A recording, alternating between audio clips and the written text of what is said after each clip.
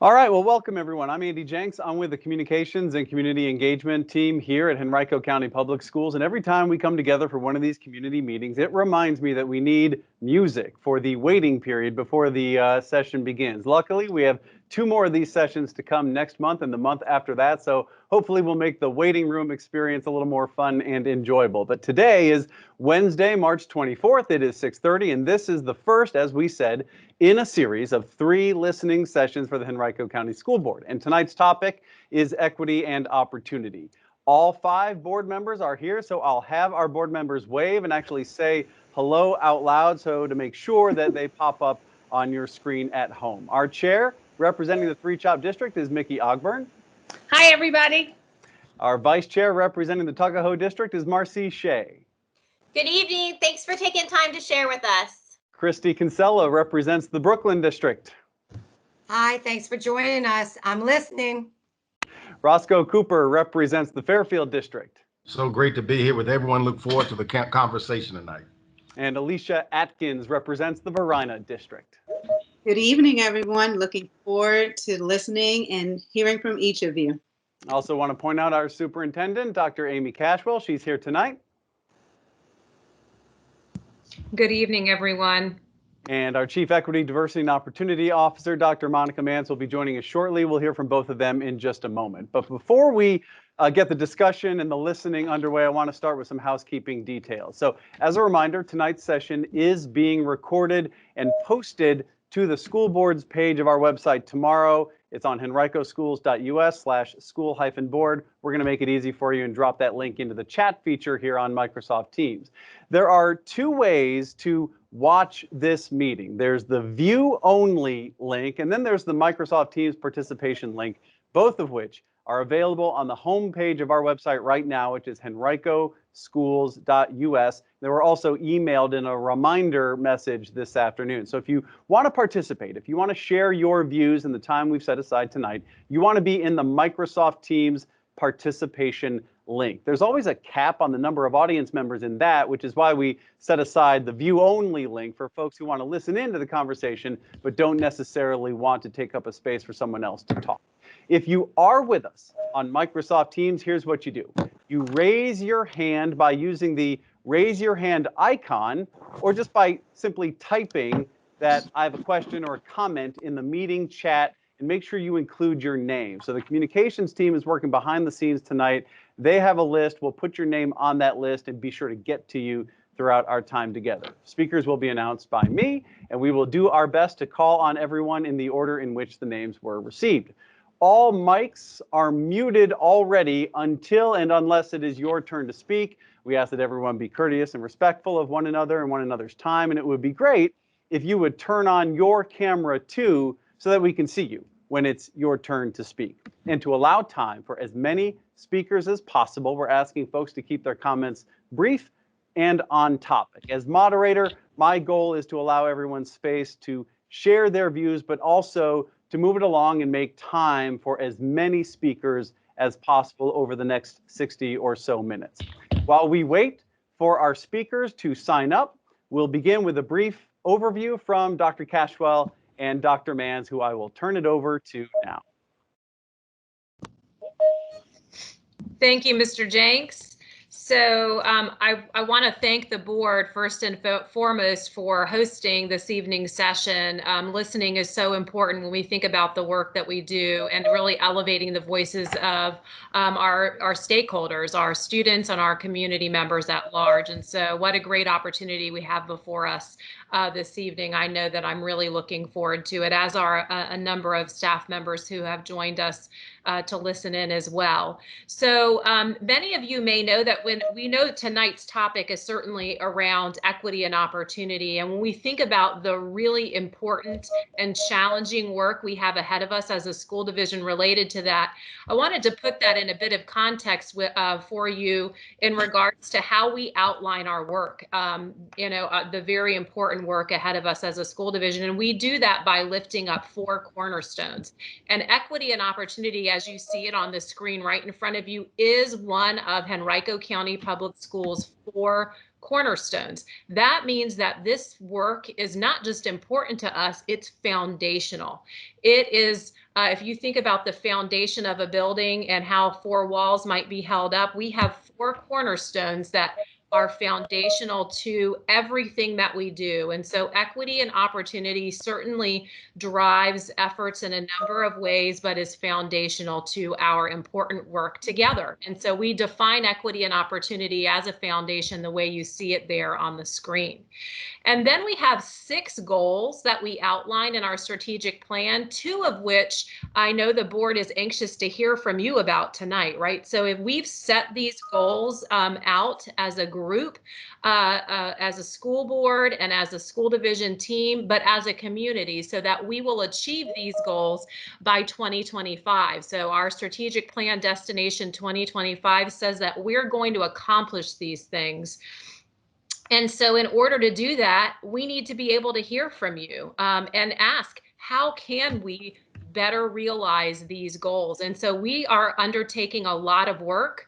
And the work is often in the form of having really challenging conversations, of being introspective, whether we're teachers in the classroom or administrators or central staffs, thinking about our own biases, the way we approach work, looking at systems of equity across any opportunity that we have in the school division and making sure we're examining it from a number of lenses. And that is something we're committed to, again, not just in word, but in our strategic plan as well, which is driven by a number of actions. And so certainly this is work that we are all involved in as school division employees, and it's a collective effort. But I do want to take the opportunity to introduce you to Dr. Monica Manz. I know Andy Jenks mentioned she'd be joining us this evening, and I know she wants to share a few opening words.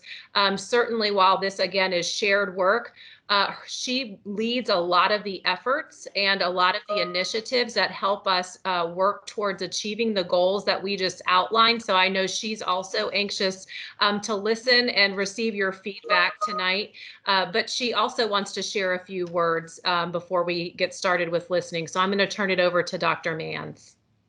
So first off, I too want to thank everyone for being here and taking your time to share with your school boards your thoughts on the equity and opportunity cornerstone. In this moment, it is paramount that we hear your voices, but I do ask that those of you who are interested, please take some time to go to our website.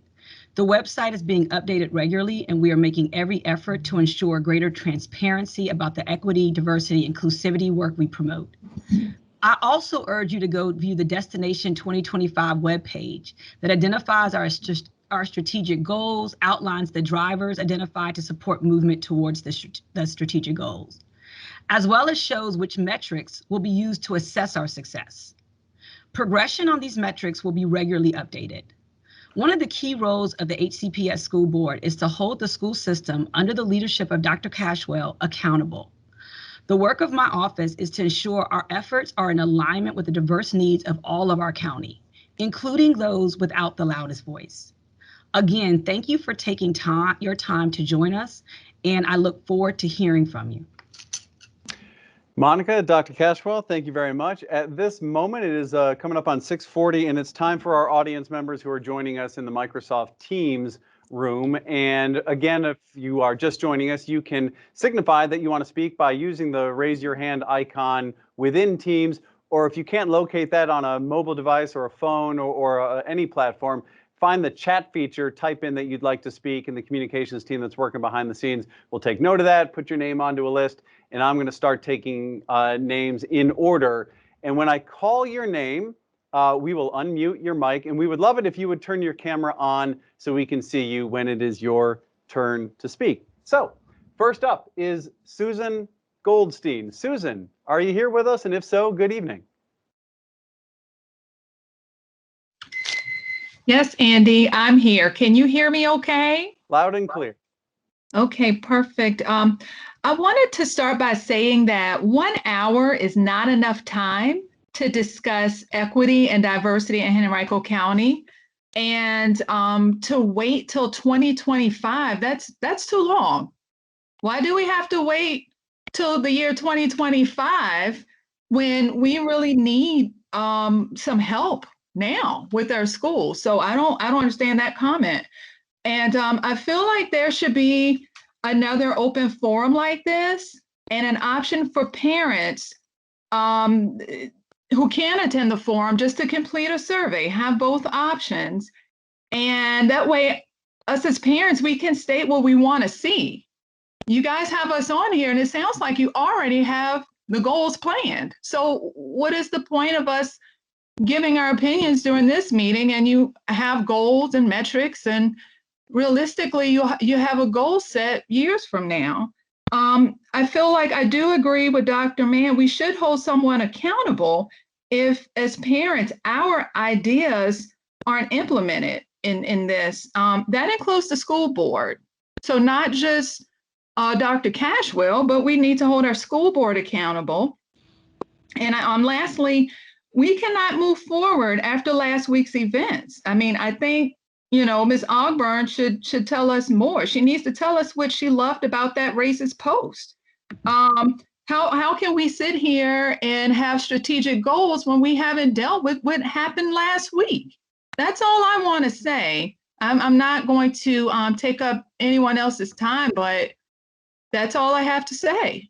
Susan, thank you very much. And I assure you, this session will not be about me chiming in after everything, but our schools right now, coincidentally, are publicizing the roughly every 2 years Henrico Schools survey for folks to give us their input that way. The survey is still live right now. Schools are emailing that directly, but our folks can drop it into the chat of this meeting as well, henricoschools.us/surveys. Folks can take the survey right now if you are so inclined.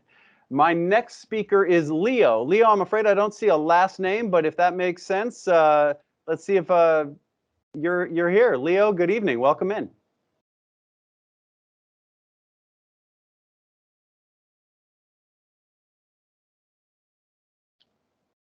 All right, I'm going to try coming back to Leo. Jenny Smith. Jenny Smith, if you're within the sound of my voice, you're up next.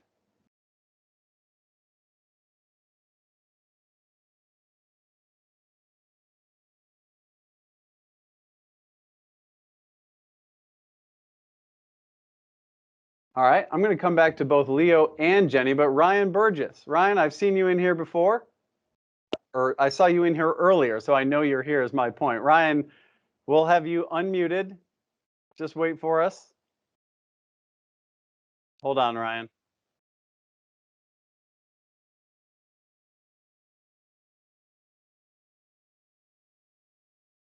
One of our technical arrangements for this meeting is everyone starts in a muted state, and then we will unmute each speaker as we move along, which cuts down on some of the background noise that would typically happen as people enter the room. It has the negative effect, of course, of maybe not working as briskly as we would like it to work in a setting like this.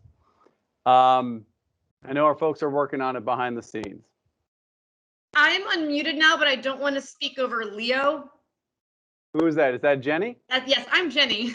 Jenny, we're going to go with you, and then we're going to Okay. come back to Leo and Ryan. I'm glad we're working it out. Sure. Like a lot of things, we're doing it a different way for the first time as Microsoft Teams evolves. Jenny, go ahead. Thank you for being here. Thank you. My name is Jenny Smith. I am a teacher at Quotas Middle School. I'm an 8th grade English teacher there. I've been there for 8 years. And I just want to talk briefly about a problem that is by no means new, but I find it to be pretty urgent, and that is the underrepresentation of students of color in our advanced and honors track courses.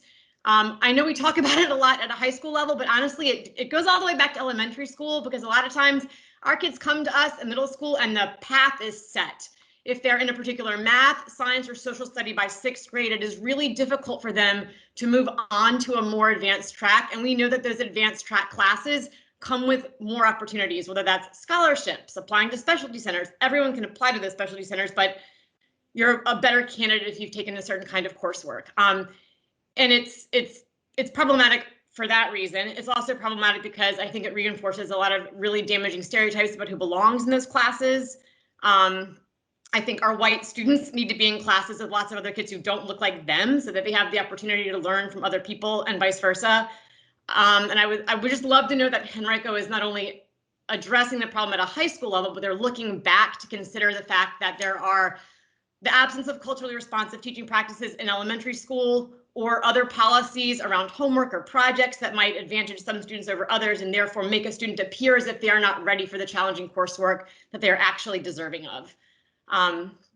So that's all. Jenny, thank you very much for being here. We appreciate your time, and thanks for bearing with us as we work out the microphones. I'm going to try going back to Leo. Leo?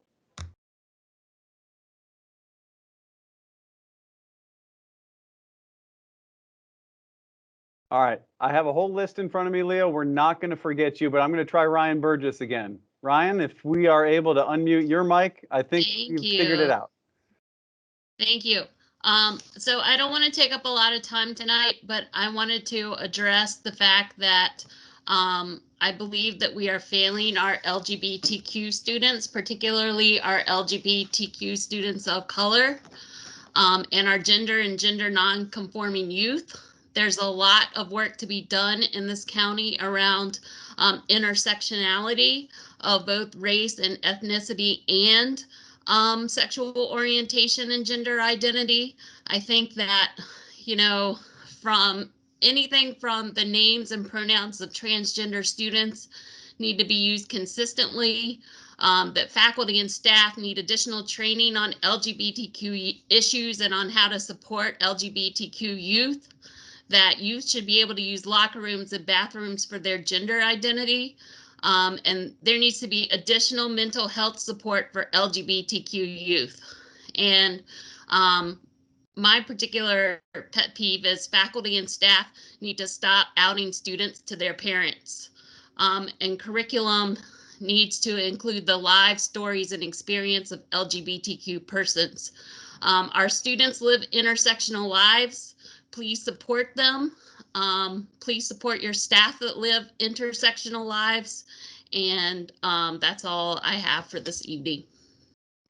Ryan, thank you very much. Leo, I see in the chat that we need to work on unmuting you. When we figure that out, I assure you I will come back to you. But I'm going to start, I'm going to go down to some new names to see if we've gotten a good flow. Alma Kennup, did I pronounce that correctly, Alma? Well, you are on with the school board. If you just sit tight for a second while we wait for your mic to become unmuted.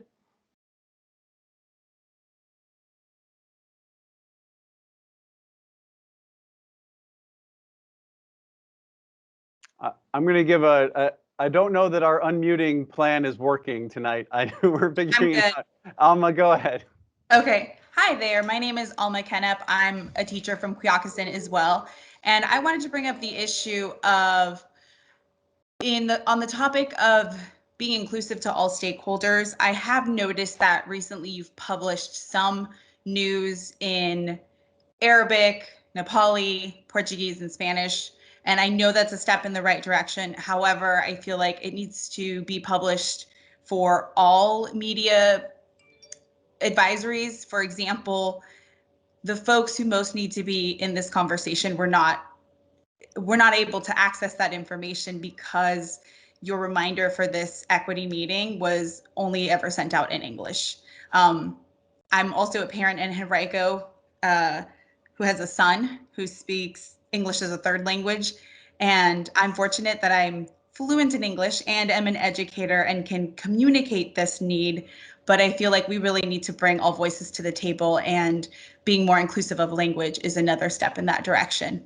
I do want to give folks a chance to share, but the other thing that I wanted to include, like in that note, is that I would like to see our world languages department be more inclusive of the wonderful diversity that we have in languages already. I have many students at Quotas who speak English as a third language, and I know we do offer Spanish, but I'd like to see Arabic offered and Spanish for native speakers, because when we see their language as exactly what it is, which is a wonderful, beautiful asset, I feel like we are truly affirming their identities. And as was mentioned before, it's important for us to acknowledge that beauty of intersectionality. Thank you. Alma, thank you very much. I'm going to go to Stefan Zenkner and then Dr. Bedelia. So Stefan Zenkner and then Dr. Bedelia is on deck. If I have pronounced those names correctly, Stefan, you are on. Welcome in. Good evening. Thanks for being here.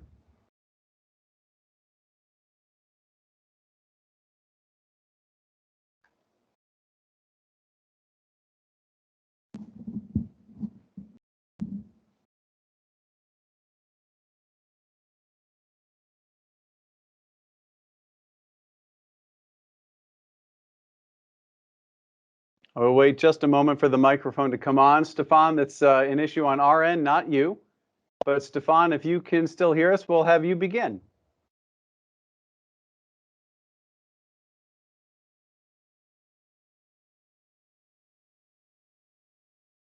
All right, we'll come back to Stefan. Is Dr. Bedelia available?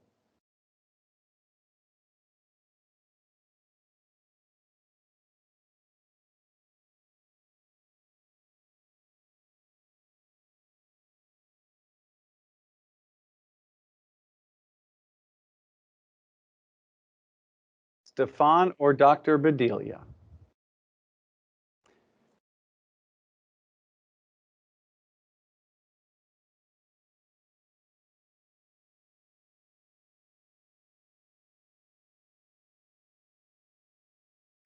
Well, it is not evident at the moment, but I assure you that we did practice with this evolution of Microsoft Teams. What has happened is that we have automatically muted the participants so as to clear the way for our speakers to be able to be heard clearly, so that as folks enter the room, we don't hear background noises as each person takes their turn to speak. What has occurred is that there is an unintended consequence of not being able to unmute certain folks in a timely manner. And behind the scenes, we are working on that so that we can continue to go through our list. On the bright side, the list is not terribly long right now. So we are not at risk of running out of time. And even if we were, we would certainly allow time for everyone who has entered the room to have their moment with the school board. But I think what makes the most sense is that if we can undo the setting that muted our participants, we are going to do much better if folks are muting and unmuting themselves.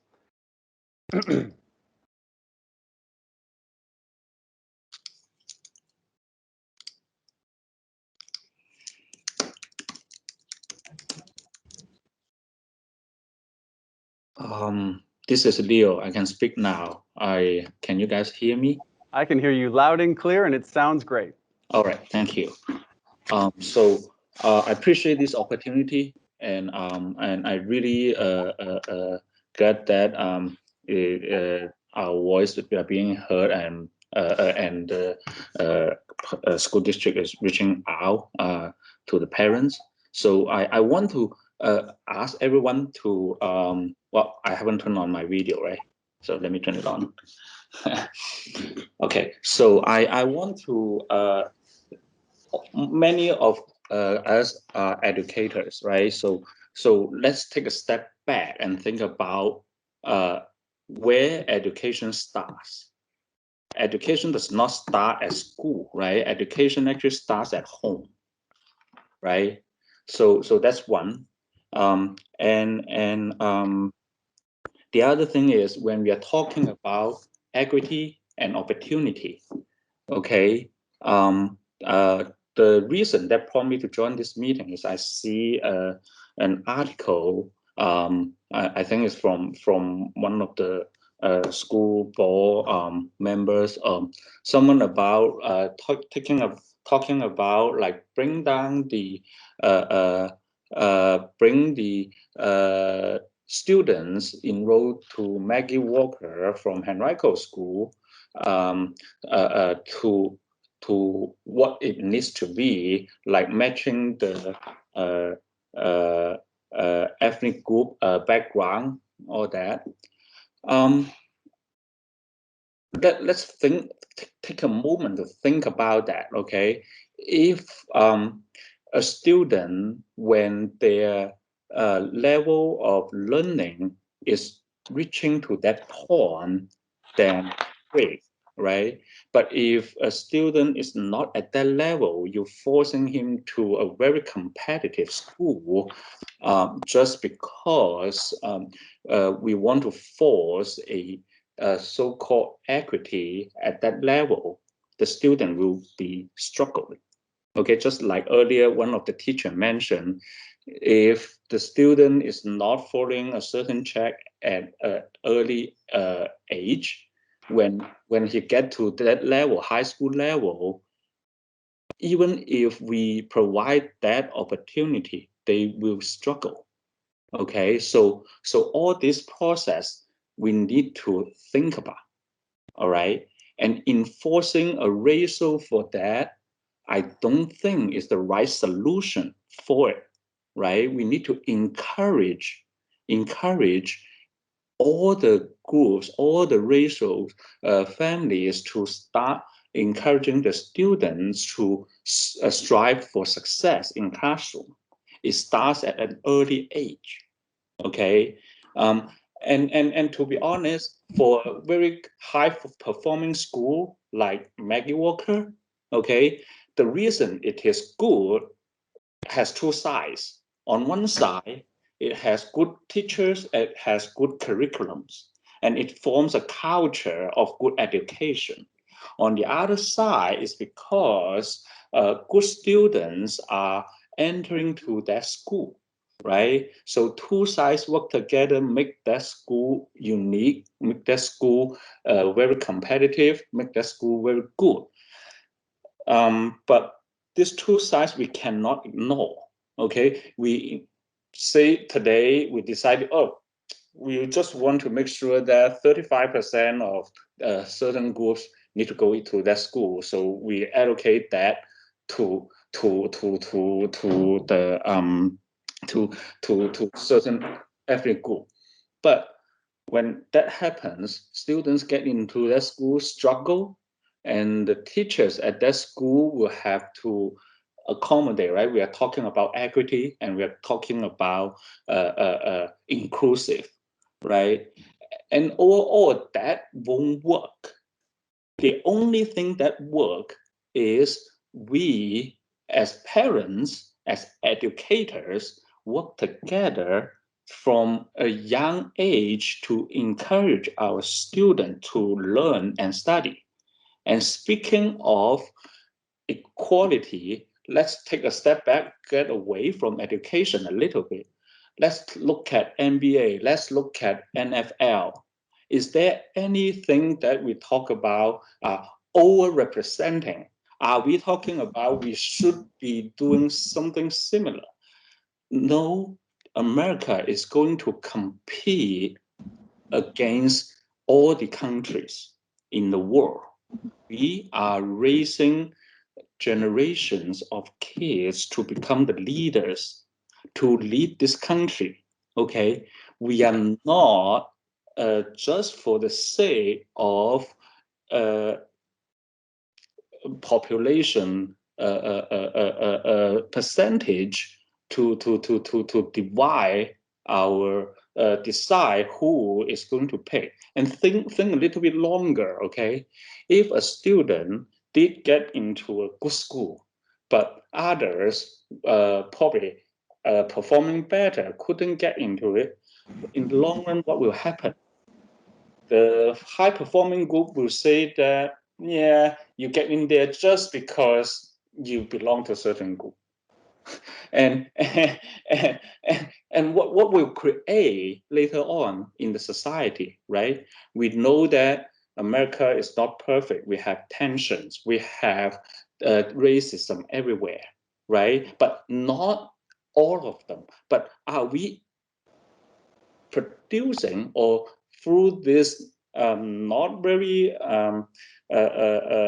sophisticated method, just saying that we just try to make that cut line to create something that's not really reflecting what this country is about.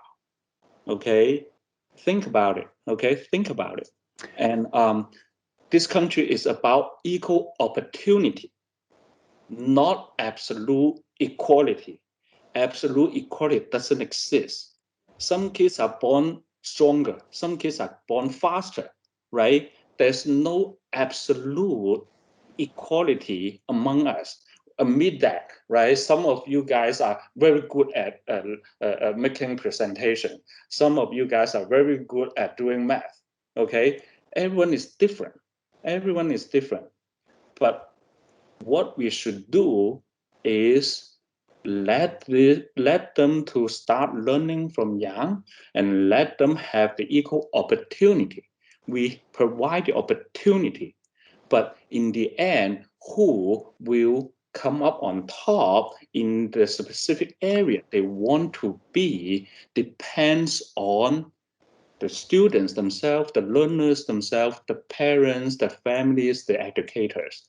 Leo, it took me a while to get to you, so I wanted to make sure you had time to speak, but thank you very much. The list of folks who are lining up is starting to fill up, so if it's all right with you, I want to move on to some other speakers.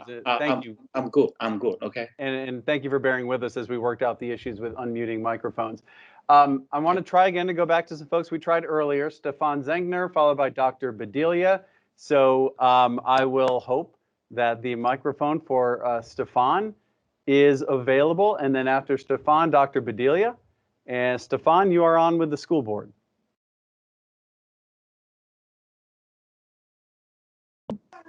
We're at the one, Daddy. We scored a touchdown. Please don't spike our baby. Well, I hear somebody. He's a referee. We're gonna have to win my guys tonight. Are you kidding me? We're playing Ohio State. I collect antique fountain. All right, if that's not Stefan, I'm going to try Dr. Bedelia, whose name I am seeing in the chat. I'm optimistic that we will hear from Dr. Bedelia.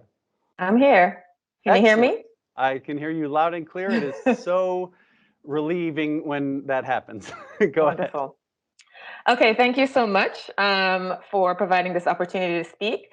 I'm speaking both as the parent of a first grader, as well as an educator myself, a college educator, and someone who is also a race and education scholar, because all of this is relevant to the issue that I will raise today. And so one of the things that has been an issue for me as a parent are a number of what I call racially insensitive assignments that my daughter has brought home, which I have made, which I have discussed with the teachers and principals who have been very open, but I recognize that this is not just a school specific issue, and it's something that needs a much more systemic kind of approach. And what I'm speaking to is really the curriculum as a whole, right?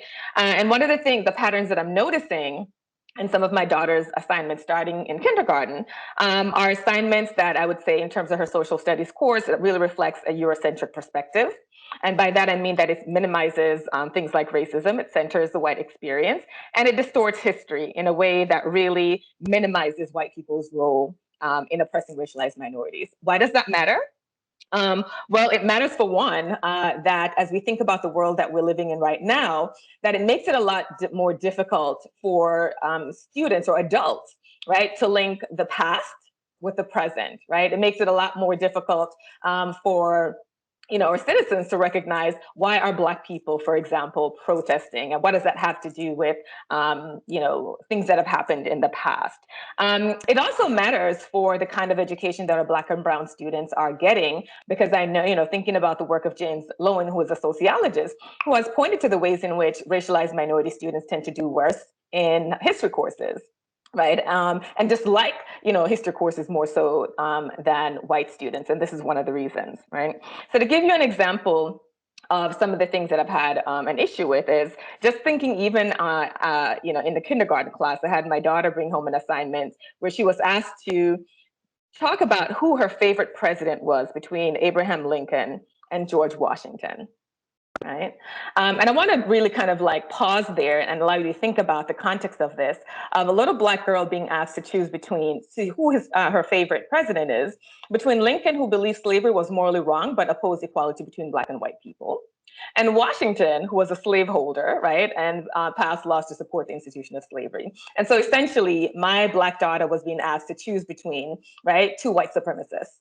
Right? That is symbolic violence to me. And that is something that could easily be addressed, right, through the curriculum, right? My daughter, this past year was also had another assignment where Lincoln was discussed and the ways in which, he was assassinated because of his support for ending slavery. And when I revealed to her that, yes, that was true, but he also did not think that Black people and white people were equal and thought white people were superior, right? She cried and said, my teacher lied to me, right? I do not want to have to, I would love to have teachers, right, receive some kind of professional development and how to engage these issues in ways that are accurate, right? In ways that does not necessarily center the white experience, right? And that for me overall will be better serve the Black and brown students and the white students, all of our students in our classes. So again, I just want to reiterate the ways in which the curriculum reflects a white or Eurocentric perspective, minimizes racism as it appears actually in American history, ways in which it negatively impacts Black and brown students and their performance in these classes, and its connection to how we as a country kind of are so ineptly prepared to address issues of race and racism. And that's what I wanted to say. Thank you.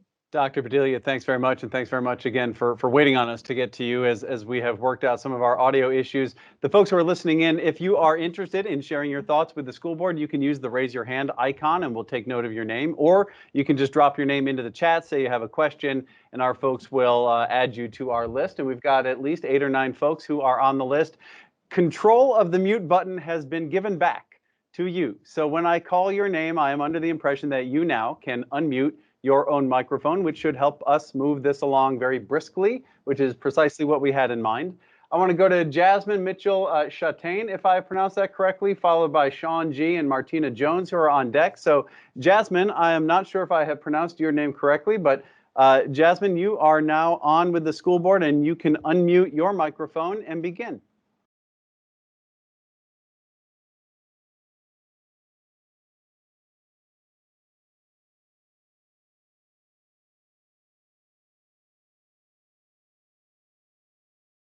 All right, I'll come back to Jasmine, but I also have Sean G. and Martina Jones.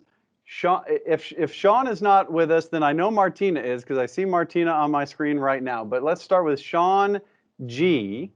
And if you are able to unmute your microphone, we'd love to hear from you. Hey, Andy, how's it going? This is Sean. I'm unmuted. Can you guys hear me? Welcome in, Sean. Good to hear you. Thanks, appreciate it. I really want to echo what Dr. Padilla was saying. I think she hit on some really key points, and it reminded me that I did overhear my kindergartner have one of his instructors refer to the fact that Africa was a country instead of a continent itself, which was a little bit disturbing. And so I do think that, I've seen a lot of that with both of my elementary school students' experience with some of the curriculum, and I think that there are ways that we could improve that. With kids in elementary school that are of Asian American descent, I'm a little bit concerned, given what's going on around the country these days, with the bullying that I've heard about that has been in some of our middle schools, where they may be going shortly, as well as some of this racial and heritage sensitivity. So I think I'd like to hear a little bit more at some point about what the county's doing in terms of allocating funding to help do some anti-racist work with our kids starting, even as low as elementary and middle school, to really get them to be aware of the value of other cultures and other heritages, and how to really try to cut down on some of the bullying and what kind of resources are being allocated towards that in the future. So awesome. Thanks. Sean, thanks very much. I have Martina Jones, Na Yin and Mrs. Irving. We want Na Yin and Mrs. Irving to be on deck, but Martina Jones, I saw you just a second ago. You may now unmute yourself, and we'd love to hear from you. Okay, can y'all hear me? Absolutely. Okay, I'm a very involved community member. As we work on equity and opportunity in Henrico County Public Schools, how can we move forward with a chairperson that has shown racism and hate? That has been several issues, starting with Dr. Seuss, the Short Pump Middle School. I still haven't heard anything about that incident several years ago. We had a huge forum, don't know what's going on about that. Is there a certain amount of time that a chairperson can serve? My concern is that students get consequences when they are inappropriate pictures, when they post inappropriate pictures and words on social media platforms. So what consequences I would like to see is happening to her for her behavior that she has shown, because we're sending mixed messages to our students when we do that. So what we're showing them is that when adults post things that are negative, that are hurtful, that are racist, that are full of hate, that nothing happens to them. But our students get put out of school, they get expelled, they have consequences. So I would like to see what consequences we have moving forward for that. In the East End, we're working really hard to support, engage, and resource our community. And I think having a chairperson that represents racism and hate, again, reflects Henrico School as a whole. So I do understand that people can vote in people for their district. I understand that. And if that's who they want to represent that district, that's their prerogative. However, I would not like for that person to represent Henrico County Public Schools as a whole. I think representing the whole Henrico County Public Schools, that's sending the wrong message. It's not sending a positive message. It's not sending a change. And I know in Eastern Henrico County, we are working very hard.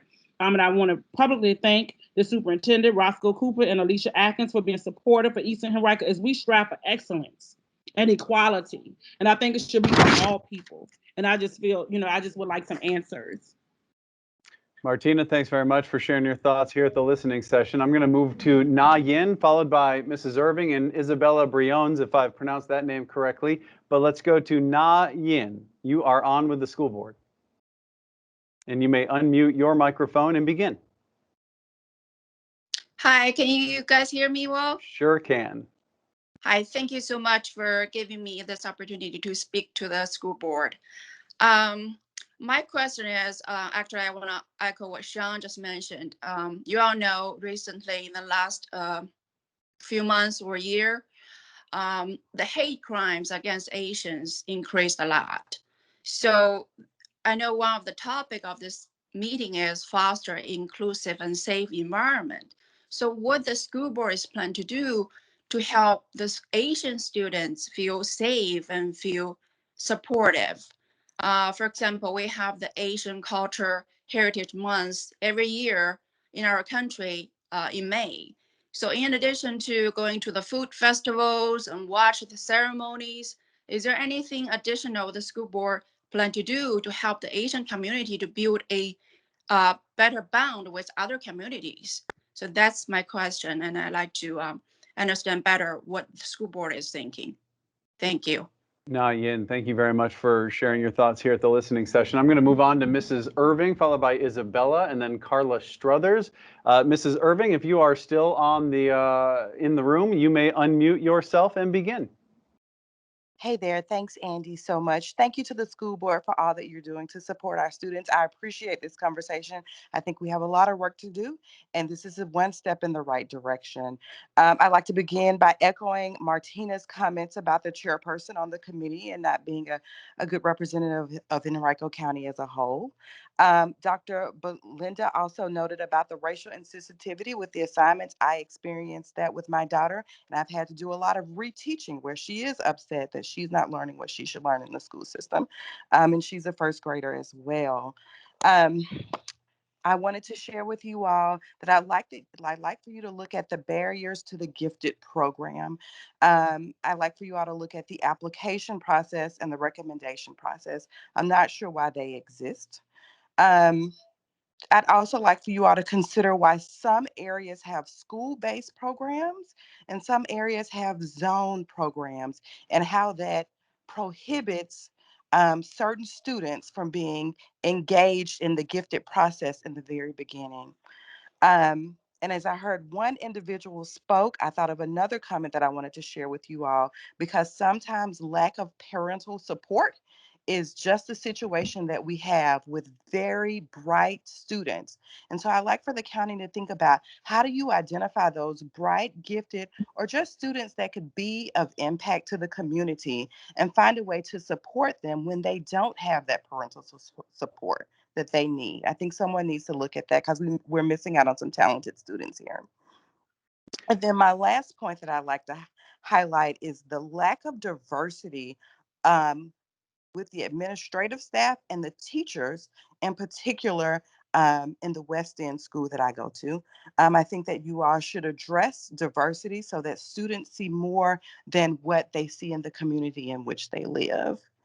And that is all. I think I've covered all of my points here. Mrs. Irving, thank you very much for being here tonight. Isabella, I see you on my screen right in center square. You may unmute your mic, and you'll be followed by Carla. And I have two people under the name of guest. If our guests would like to assign a name, that would help me out a little bit. But for the moment, Isabella, will turn it over to you. You may unmute yourself and begin. Okay, it looks like everyone can hear me. I see my unmute went off. No, hi, I'm Isabella Briones. I am a first-year brand new teacher at Quioccasin Middle School. And first off, I mean, just with everything that's been happening, I have to say, like, I have been so appreciative of being in HCPS and all that we have been able to do. With that said, I am a ELL teacher, so I teach English learners. And I have to echo the words of Alma Kennep earlier about this prioritizing English in all of our important news and announcements. And I use the word prioritizing because we do eventually get the information out in multiple languages, but by prioritizing English, my kids didn't have a bus route to come to school, and they're arguably very much needed or very much need to be in school to learn English and be in the classroom with their teachers to get that extra support and help that they need. Additionally, I would like to bring up transportation. You know, we're getting into school sports. So many of the kids are excited in school, but my EL students kind of have to question if they can even participate because transportation is not provided for extracurricular activities to get home necessarily, which leaves them to either walk home or have to figure out a ride with a friend if they have a friend that can do that for them.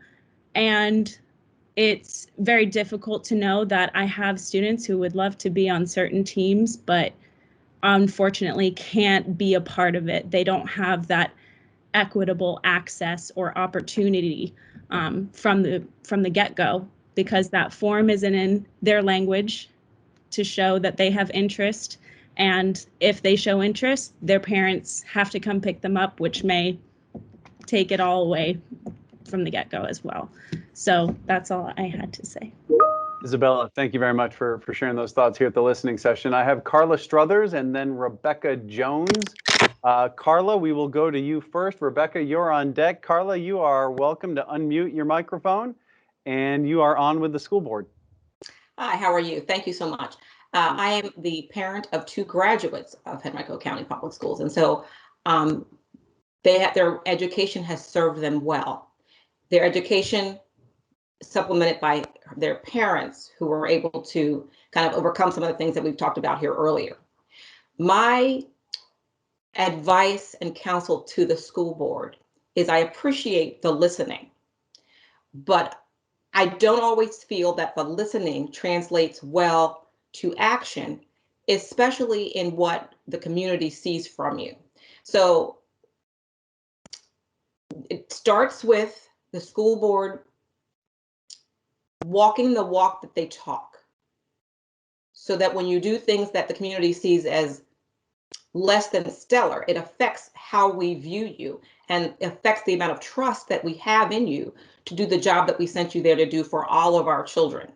And so when you, in the most recent example, don't do anything, we don't believe anything that you say about what's going to happen for us in the future. So you may have good intention, but we don't actually believe it and have trust in it. That then trickles down to the amount of resources. Now, someone earlier talked about already having the plan in place and how we're going to make that happen. I don't know that I feel that you have the staff in place. Ms. Manz has done, Dr. Manz has done a great job for me. When I call Dr. Manz, I get a reaction. But I shouldn't have to call Dr. Manz to get a reaction from the teachers who are not providing my students with what I think is appropriate educational opportunity. There should be a staff of people that I can call. Top down. So I need to see more staff resources devoted to equity. If you're going to have equity, it's not going to, you can't do it with one person. You need multiple people. That trickles down then from central office to your staff in the schools.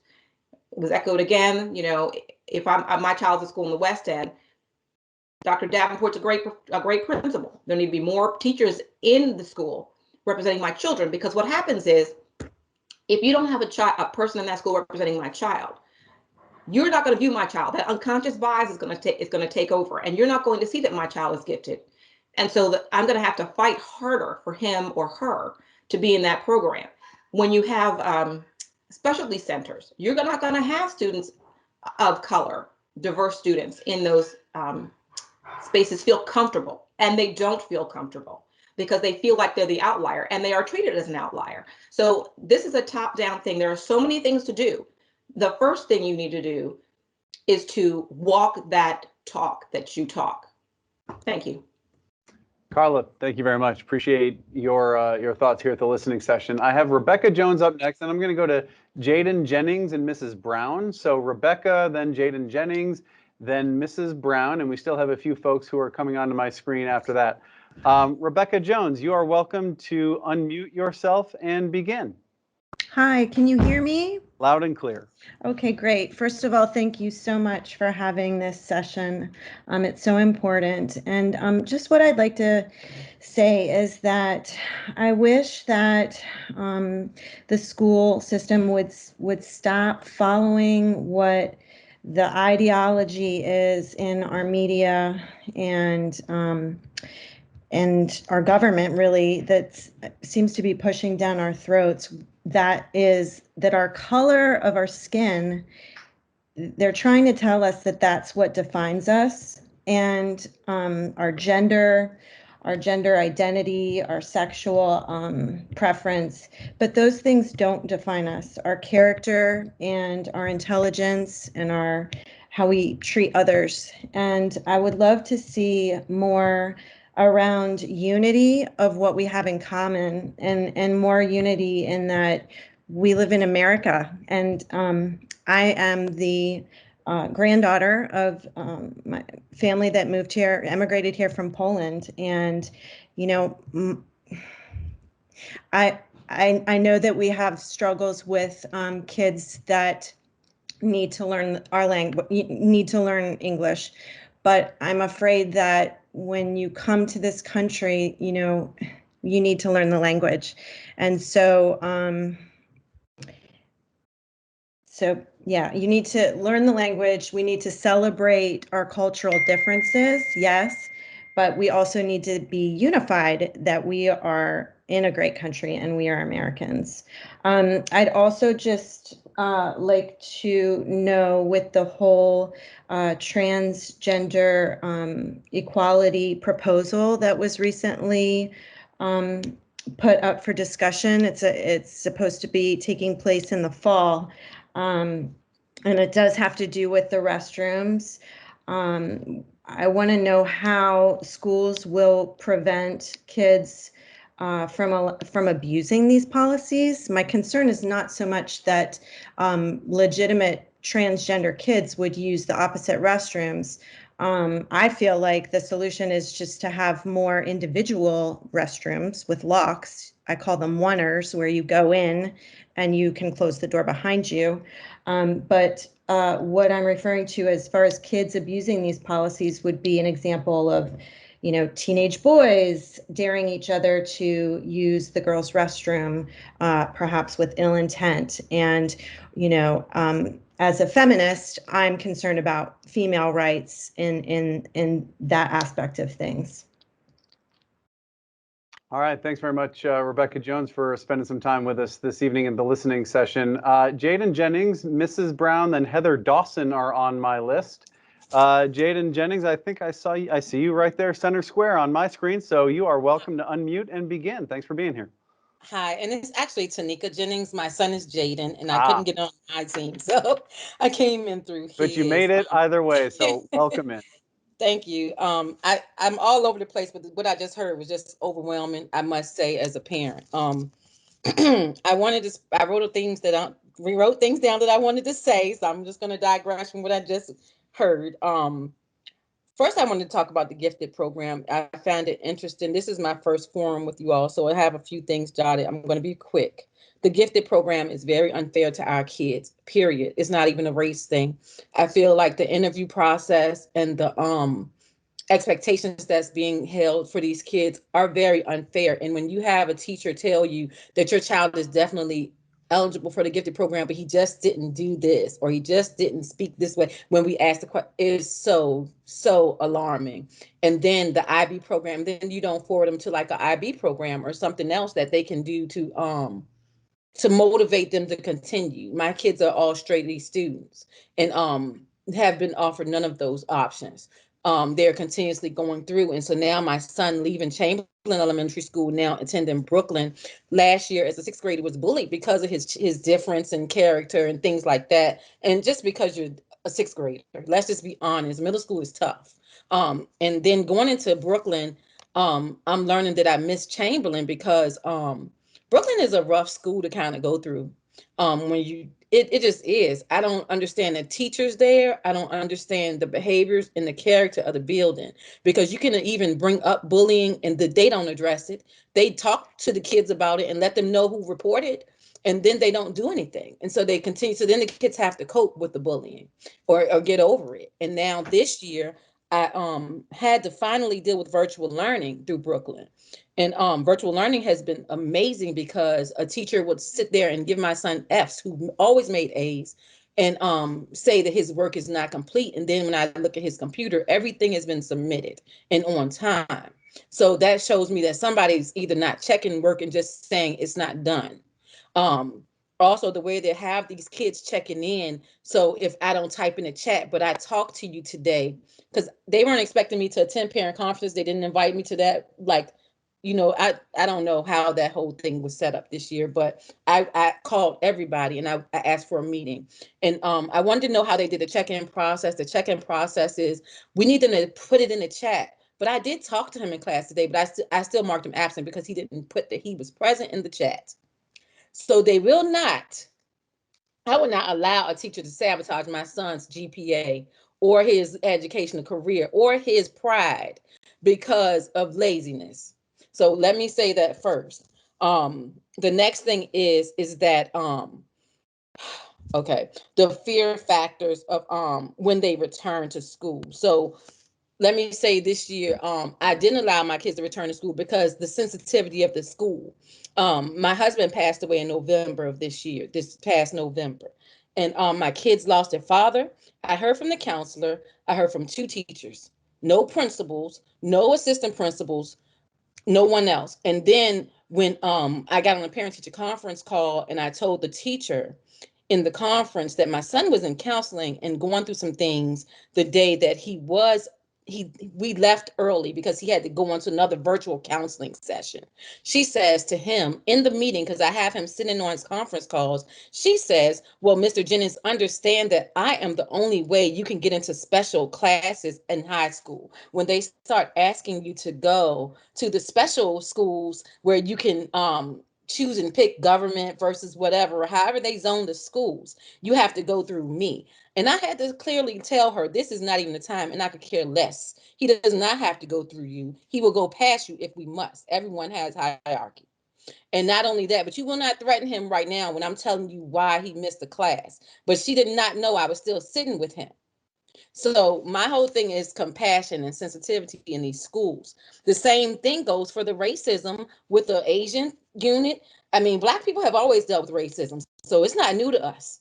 It's not new to Hispanics. And so it's not a problem. And it's not new to low impoverished white kids either. So let's just be very clear on that. Kids go through certain harassments, but let's be clear that if they don't change these behaviors, the behaviors in the school are going to get worse when these kids return, because they're soaking up all this stuff and the teachers aren't being trained sensitive to understand the sensitive natures that's going on, the things that these kids have been exposed to for a whole year now out of school, and how we fix it when we go back. So we've come back to this in-school learning, and I don't see it yet where the teachers are learning how to be sensitive and compassionate to even the littlest things outside of the school that they can fix by just speaking well and not being racist and understanding and explaining what racism looks like, what hatred looks like, and even what bullying looks like on all levels. So I know that just went all over the place, but I just want to also give a kudos to Mr. Van Rossum at Chamberlain, because I gotta say he's so active and involved with his school, and he makes sure things get done. And when he sees the kid slipping, I don't care what kid it is, he speaks to you and he addresses it with you and says, you need to call the teacher and talk to them. And, you know, I've seen him do that the whole time my kids have been there, and I still have one there. So I want to give him kudos for that and the way he engages with his kids in the morning. I just wish more principals got involved like that, because I don't see when Dr. Bartlett is getting involved too much. I mean, he's a great guy when you meet him, you know, but I don't see where he gets involved. He forwards you to the assistant principal, who then forwards you to the school counselor, and no one else it goes from there. My son come home and say, I don't want to talk about it no more. So that's it. That's all. Ms. Jennings, thank you very much. I think I speak for all of us when I say we're very sorry for your loss, and thank you for spending some time with us this evening. We appreciate that very much. We publicized that this would be from 6:30 to 7:30 p.m. We are flexible enough to keep going, and due to some of the audio funkiness that we had at the very beginning of our program, which, by the way, was my idea with the mute button technicalities, so I will take some of the criticism for that. But we have at least 4 more people to get to, so we're definitely getting to those folks. And if you also would like to speak, this is the time for it. Raise your hand in the Microsoft Teams, or just type your name in the chat that you would like to speak. Then Heather Dawson would be on deck. And then I'm going to try Jasmine and Stefan from the very beginning of our time together and see if they're still with us. But Mrs. Brown, if you can hear me, and I see you right there on my screen, yes, you are I on can. the school board. Okay, and thank you for this opportunity to speak tonight. I hope all of the school board members are listening. I am Frances Brown, and I am the proud parent of 3 high school graduates of Henrico schools. I am also a trained school psychologist, having served more than 30 years, the last of which in HCPS psychological services. However, I have retired as a result of a serious car accident. In the past 2 years, Henrico students, our children, have experienced significant trauma. Our students have experienced trauma in the home, experienced trauma at school, experienced trauma in the community, and we can all agree on a sense of trauma as part of this nation.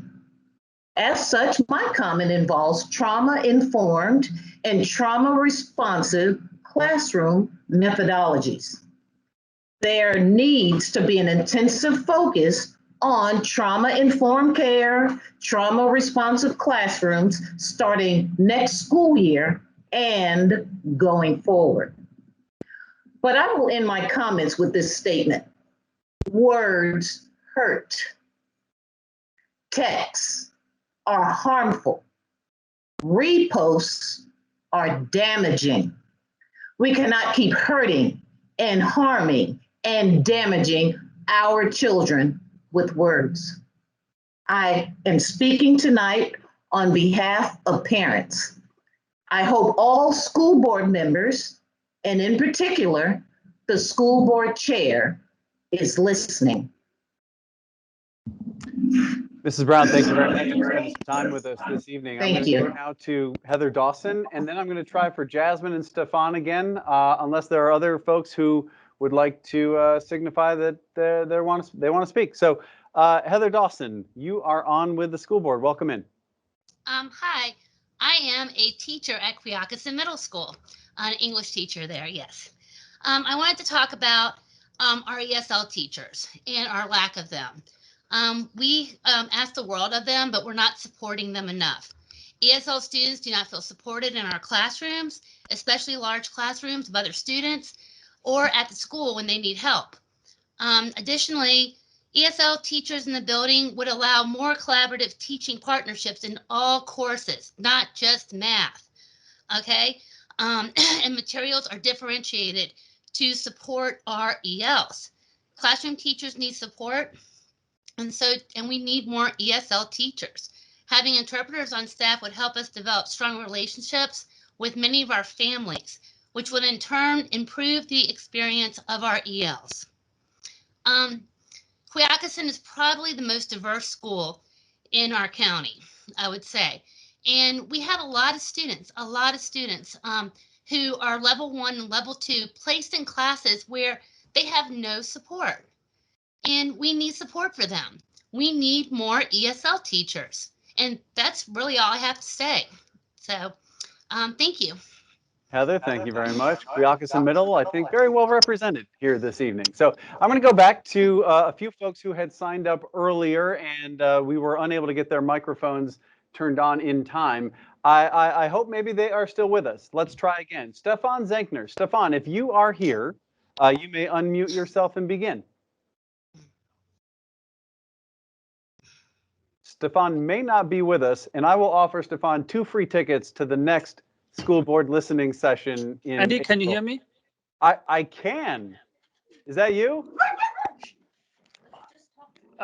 Hey, so sorry for the complication. Hey, I'm a father of a 10-year-old, and as a parent, there is a certain trust we need when we send our children to school. And in the past, I always had trust sending my daughter to school and that she will learn about inclusion and equity. And it's not necessary that I'm afraid she's a victim she ends up as a victim. But for me, it's also important that she learns about inclusion and equity.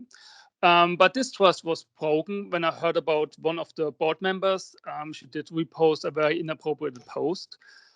So I would like to know how the board as a whole will rebuild this trust, the trust which was lost, how they will rebuild it, and what we will do to not do just a bare minimum. Stefan, thank you very much. Let me move now to Jasmine Mitchell Chatean, if I have pronounced that correctly. Jasmine, if you are still with us, first of all, thank you. And secondly, you may unmute and begin.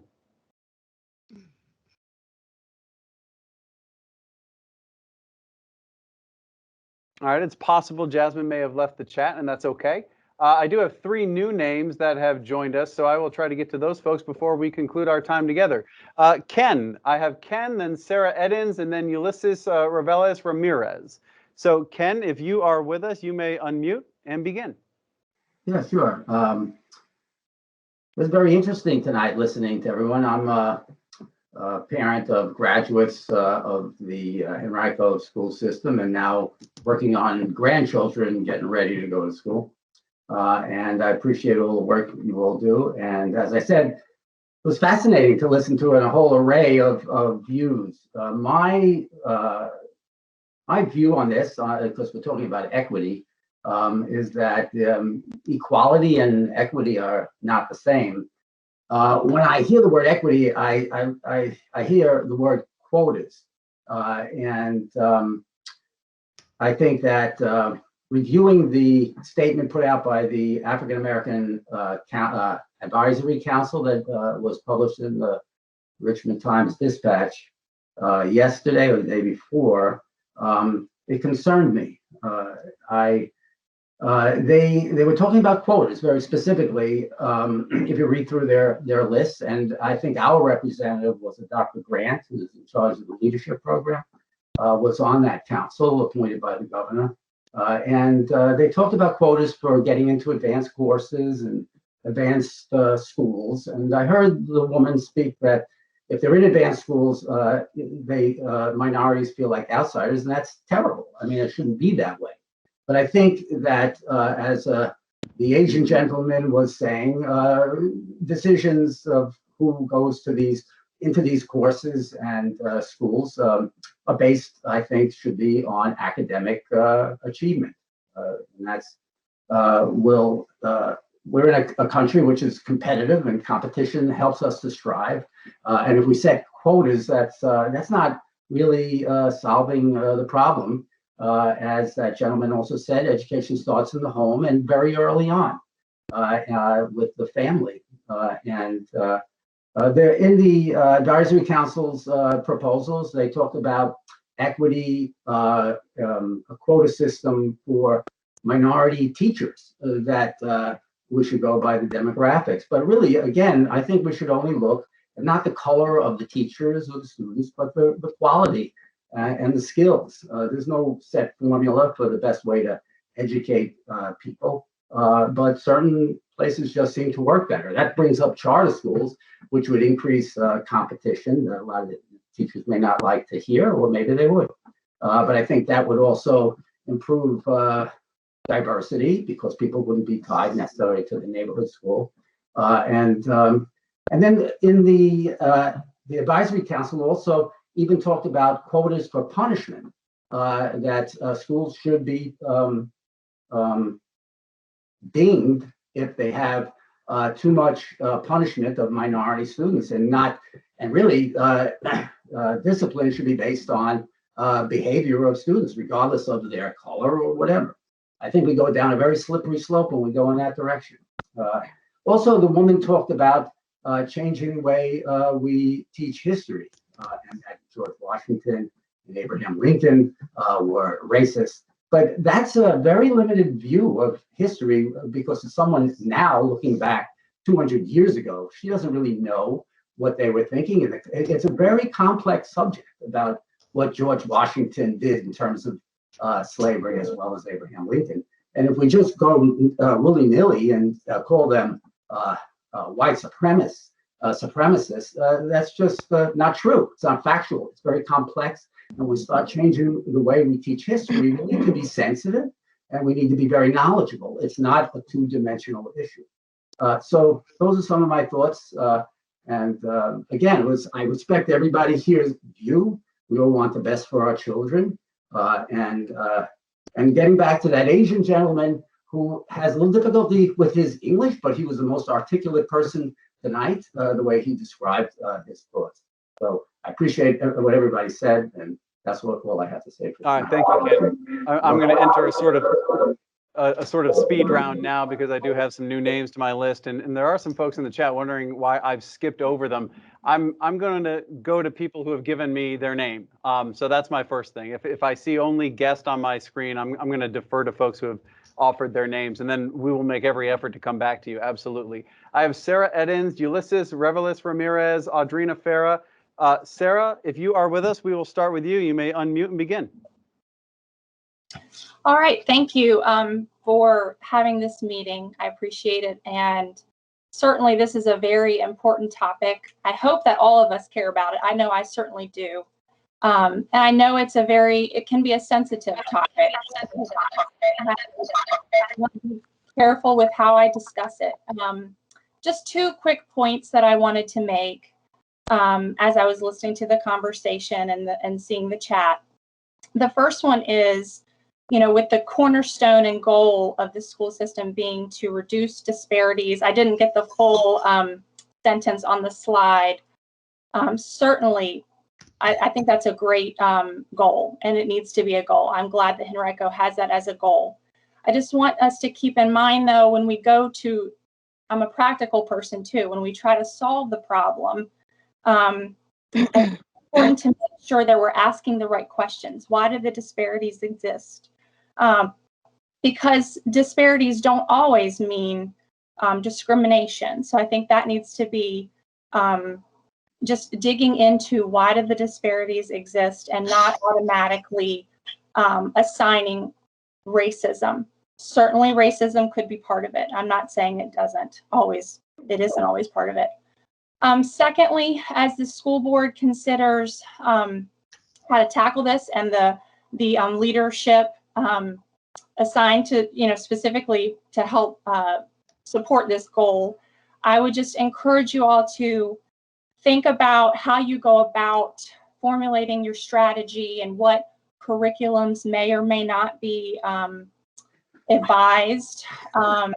Some of the ideologies that I do hear about and am learning myself about seem to be very, very divisive and promoting the categories that we may label ourselves with.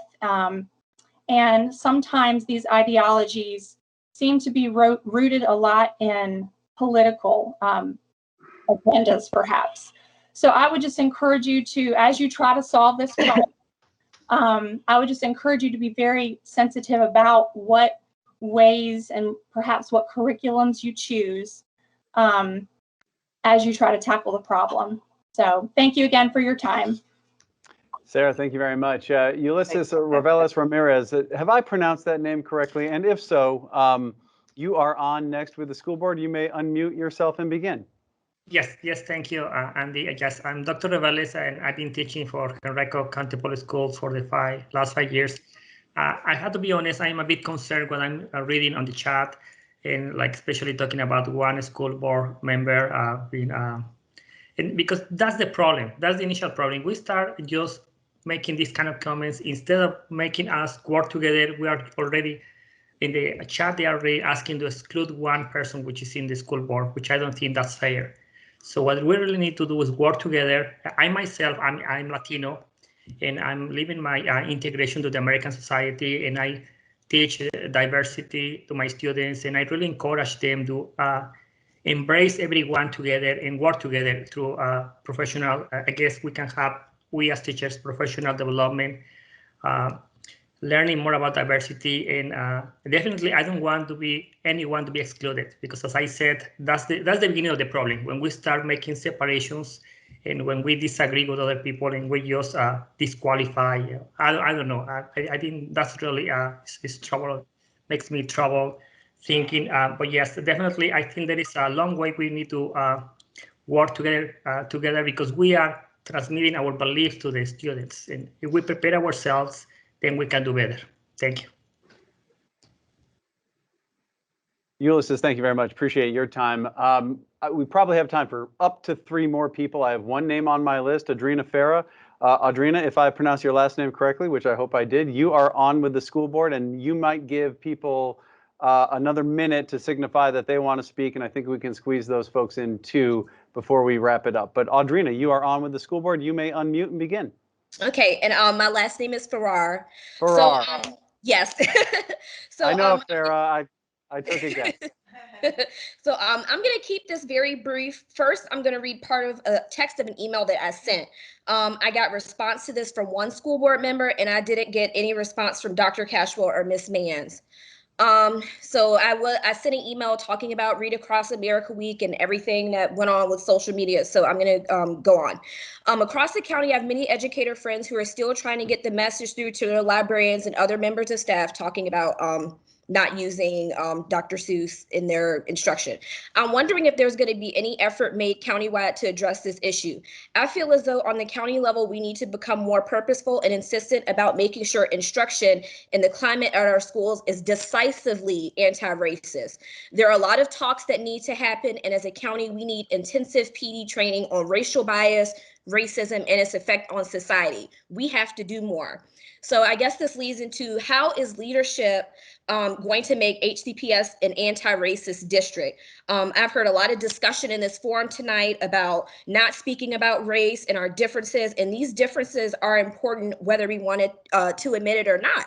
We have very stark inequities on how education is going in the East End versus the West End. So I feel like in Henrico and everywhere we have a problem that we really need to address, and instead of tiptoeing around it and acting like it doesn't exist, what are we going to do to step up to the plate and make sure that things are equitable for all of our students? And the lack of response that I've seen from leadership has been very disheartening to me. As a Black teacher in this county, I want to see HCPS do more in regards to this, and let's do some real racism, anti-racism training, not just little fly by the wheel things that we do over the summer. Like, we need some intense training to really go over our implicit bias and different things like that. So I'm wondering, how are we going to address that, and how are we going to be honest about what is going on in society and how it affects our students of color?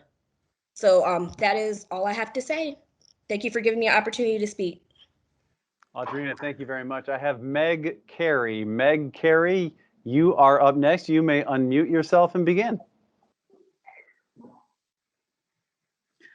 Hi, I just wanted to take a moment to swing back around and touch base on the subject that a lot of parents are addressing in the group chat here and also on the video as well. You know, I think that Ms. Ogborn's comments on Facebook, or rather that she liked a specific post, have left a lot of parents reeling with a lack of trust now in our school board. And I don't frankly know how that trust can be regained. I would like the school board to consider forming either a independent commission, hiring one to help us navigate these waters towards our 2025 goals of equity and inclusion, or perhaps setting up a parental commission involving parents from all over the school system in Henrico, so that they could, advise the school board as they move forward towards these goals, because they're important. And I also wanted to touch base on this notion that equity is somehow creating a playing field that is not level, giving children an opportunity that don't deserve it. Equity is about giving everyone an opportunity to do just what some people here tonight have been advocating, which is to compete. And I think that we have some issues there in terms of all our students having access to those same opportunities. And that's what equity is about. You know, equity is about having the opportunity to go to the dance, if you will, if there's a school dance. And inclusion is, once you're at that dance, actually being able to participate in the dance. It's not about saying only these folks get to go to the dance because they haven't been able to go to the dance for 20 years or whatnot. So I just wanted to clarify that perception. All right, thank you for your time. Meg Carey, thank you very much. And with that, we have come to the end of all of the names that I have on my list, approximately 23 folks who have spoken this evening. If I did not call your name, I assure you that that was not intentional. We have a lot of folks working behind the scenes to take note of every hand that is raised and every name that is put into the chat. And by my count, we have gotten to everyone who was with us at the time that their name was called. Thank you very much for sharing your time with the school board. We have 2 more sessions in the next 2 months. I'm going to get to those in a minute, but before we go, I'd like to bring in Mrs. Kinsella for some closing remarks on behalf of the board. Mrs. Kinsella, you may unmute yourself and begin. I apologize. As we've already stated, our strategic plan is infused with an equity lens throughout, and there is still work left to be done. While our plan includes an equity score for all of our data with respect to the access and outcomes, data doesn't tell the whole story of our students or our schools. As we work to ensure every student feels like an essential value part of Henrico schools, communities, it is imperative we look further than data and are able to listen to experiences of our students, staff, and our families. We are so appreciative of your willingness to share feedback this evening. We appreciate your time and look forward to more listening sessions as we move forward. Thank you. Mrs. Kinsella, thank you very much, and thank you to all members of our school board. I want to throw up one thing on the screen before we go so folks can take note of what is coming up next in the school board's listening sessions.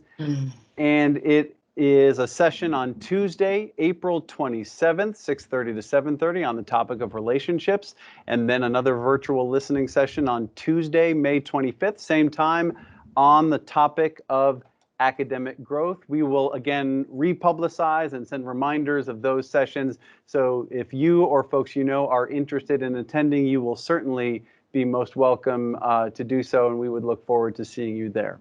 So on behalf of all 5 members of our school board, on behalf of Dr. Cashwell, our superintendent, Dr. Manz, our Chief Equity, Diversity, and Opportunities Officer, and all members of the communications team who are working behind the scenes to make this run smoothly, thank you very much for being here tonight. We will post a recording of this session to our website tomorrow, and we look forward to seeing you again in April and in May. Good night.